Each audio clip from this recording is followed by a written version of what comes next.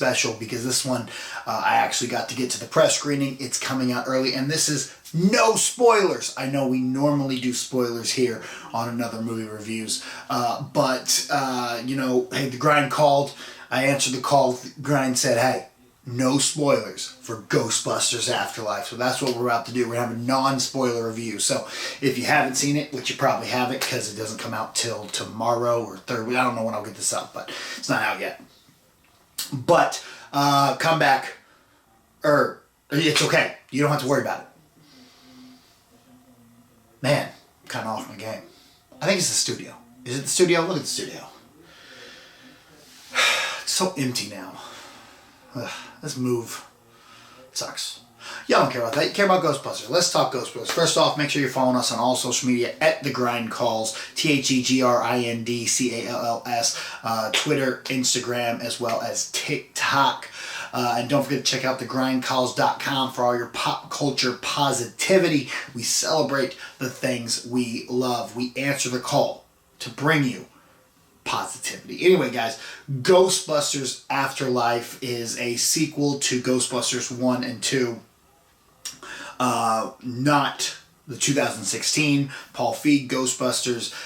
This is a sequel to the original, and I'm not going to lie to you guys. I absolutely adored this film. It is so much fun. So Ghostbusters Afterlife tells the tale of Egon's daughter's family as Egon has passed away, and he left in this house out in the middle of Oklahoma, nowhere, bummy Oklahoma, and they got to go out there and come to find out there is something from Egon's past coming back and threatening the world, and we have a new batch of Ghostbusters pretty much.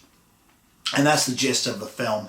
And it stars McKenna Grace, Finn Wolfhard, Carrie Coon, Paul Rudd, Logan Kim, Celeste O'Connor, and of course some special guest that we're not gonna, I'm not gonna spoil here. But this really is a fun film, and everyone in it is really, really good at what they do. Paul Rudd is at his sexiest, as the sexiest man alive. Good for you, Ant-Man. Way to go. And he's at his Paul Ruddiness in this, and that's not a bad thing. That's a good thing. He's really on top of his game, and I really do enjoy him coming out here, and he really did add a lot to this movie. Carrie Coon as well. Incredible. I loved her. Her quick wit is perfect in this film. Everyone plays off of each other very well. But the star of this film is McKenna Grace. McKenna Grace carries it on her shoulders. She is so damn good in this as Egon's granddaughter, and she's not like trying to be Egon Spengler. She's not doing an impersonation of Harold Ramis. She's doing her own character, and it works. This seems like someone who would be related to him, and everything just works well. The chemistry of this cast is what makes this film so damn good. I really enjoyed watching them all work together, and they just came out. They play off of each other so nice, and that's where the heart of this film is. While she's carrying it, the heart of it is definitely the chemistry that comes about from how good she is and how she plays with everyone else and how everyone else plays with each other. So it just works really well. There is a lot of member berries in this. I'm not gonna lie to you guys. First off, you start feeling them, and I just rewatched all the other Ghostbusters 1 and 2, and I forgot how they're just incredible films, and I don't care.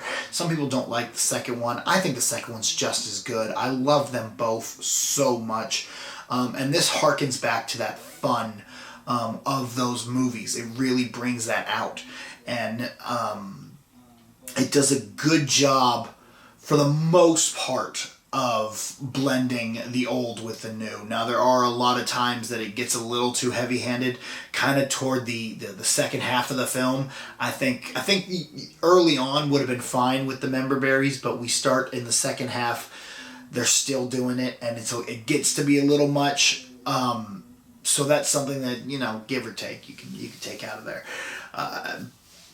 little slow at times.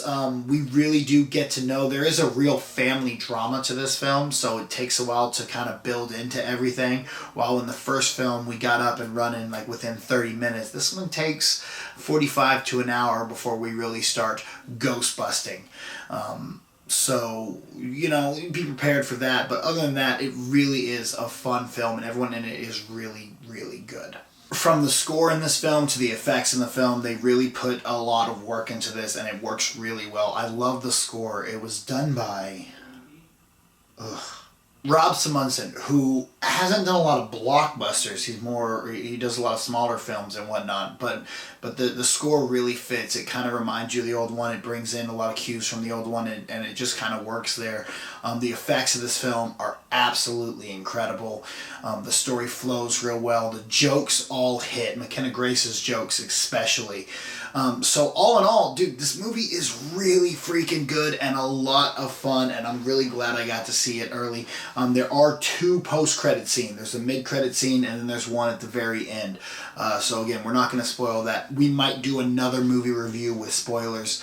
If you guys want it, get down in the comments, and I will do another review and talk about the spoilers and the things that I really did enjoy in this movie. Because I know people want to hear about are the original Ghostbusters in it, how much are they in it, stuff like that. I don't want to, spoil any of that. You do know from the trailers that Dan Aykroyd's definitely there. I'm not going to kind of tell you anything else, but Dan Aykroyd is in the film. Not a big part, kind of small, cameo-esque. But anyway, Ghostbusters Afterlife, incredible film, so much fun. We're scoring it. This one is so dope. Absolutely so dope. One of my favorite films of the year so far. Hope you guys enjoy it when it comes out this weekend. Go see it if you can. And as always, make sure to follow us on all social media at The Grind Calls, Twitter, Instagram, and TikTok. TikTok is fire. And don't forget to celebrate the things you love and come check out thegrindcalls.com, where we answer the call for pop culture positivity. Until next time, guys, who are you going to call? The Grind.